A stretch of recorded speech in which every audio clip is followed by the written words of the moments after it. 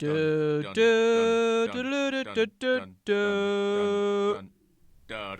you for joining us. I'm Dan Cronin. And I'm Becca Fishman. And you're stuck here with us on the Marooned.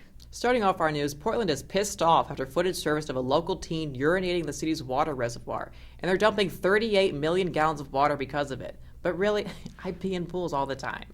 Yeah, but people don't drink pool water. Yeah, they just coat themselves in it.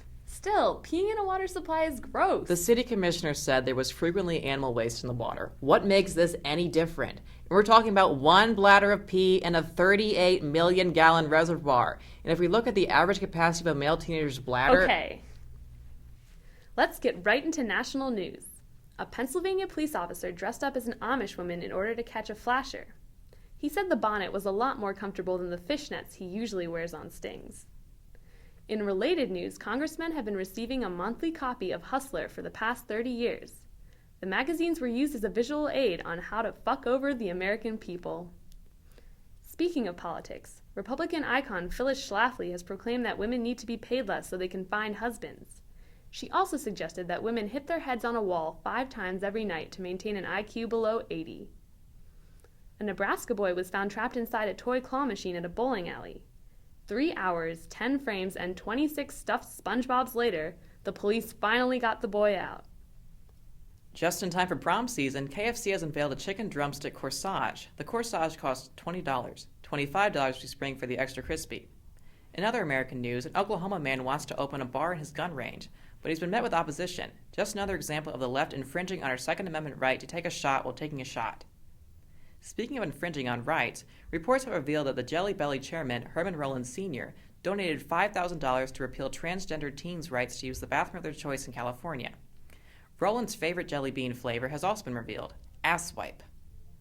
And finally, Vice President Joe Biden made his first Instagram post, a selfie of the president and him, but it still has nothing on my favorite political selfie. Thanks, Dan.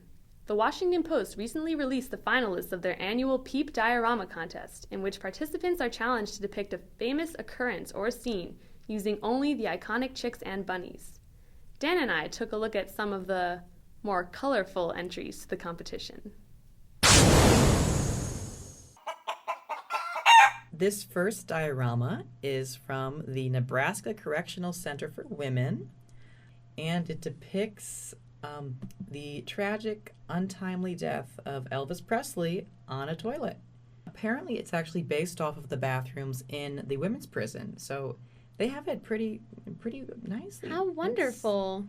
Yeah, I mean, I heard that they replaced, so what the bed is became what the shower was, so that was wishful thinking, but everything else is as is. Hopefully, though, with one less dead Elvis. Yeah, hopefully. Oh, Becca.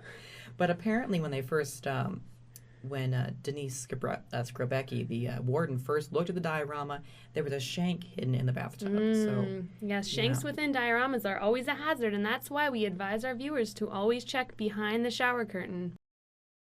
And our next submission depicts the execution of Robespierre during the French Revolution. It was sent in to us by Our Lady of Perpetual Sorrows Convent.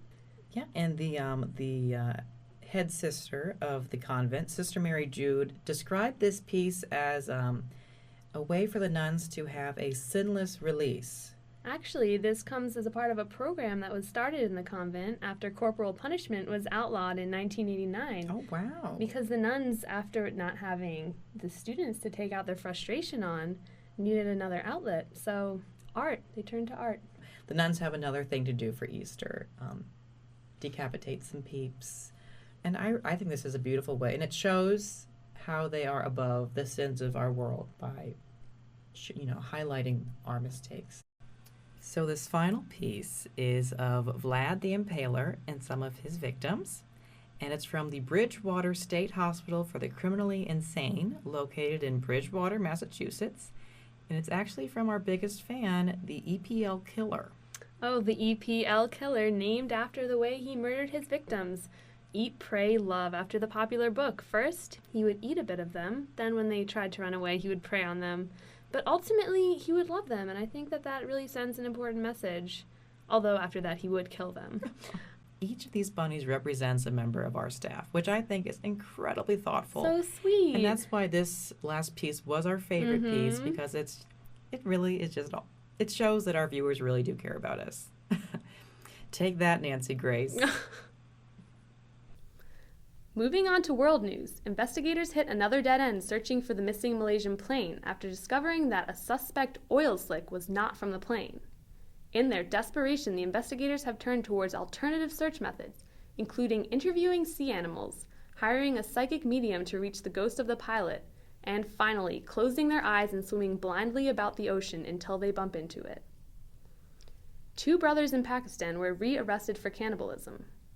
It's weird because last time they were arrested, there were 3 brothers. In England, a dog was sent a polling card to vote in upcoming European Parliament elections. Meanwhile, Jeb Bush is upset that his strategy for 2016 has been stolen. Finally, the Center of African Family Studies has released a series of pop art condoms to encourage wider condom usage. However, instead of using them, collectors are hoarding the condoms along with their Beanie Babies and Pokemon cards because maybe someday they'll be worth something. Onward to science news, astronomers spotted the most Earth-like planet yet, Kepler 186f. Astronomers identified the planet as Earth-like based on its inhabitants' overzealous attempts to destroy it. In other science news, scientists have been using 3D printers to print artificial eyes and plastic skulls, making some question if we could 3D print the body. Of course you can. Bruce Jenner has been doing this in secret for years. Finally, recent studies have shown that casual pot use can damage the brain. Does that say Brian? It says brain, Dan. Damage the brain. Damage the brain. In entertainment news, a Mrs. Doubtfire sequel has been proposed, but actress Mara Wilson has stated she does not want to be a part of it, just like the rest of us.